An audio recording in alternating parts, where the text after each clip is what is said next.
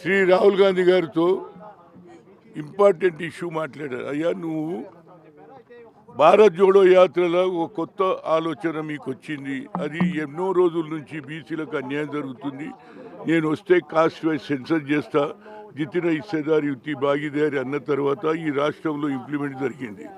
సర్పంచులలో majority గెలిచారు, అదేవిధంగా chairman vice చైర్మన్లు కూడా గెలిచారు. దీంతో పాటు మా రేవంత్ రెడ్డి గారు రాజీవ్ గాంధీ ఆలోచనను ఇంప్లిమెంట్ చేశాడు. 50% లేడీస్కు కూడా ఆయన రిజర్వేషన్ ఇచ్చాడు.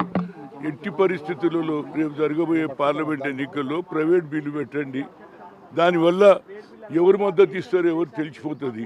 కనుక మన చిత్తశుద్ధి ఉన్నదని సూచించుకోవాలి అనేది నా ఉద్దేశం. ఎన్ని చెప్పినా నరేంద్ర మోడీ బీసీ అంటాడు కానీ ఏం చేయడు, మీరే చేయగలరు అని చెప్పా. అది లోపల ఎవరెవరు భేటీ అయ్యారట?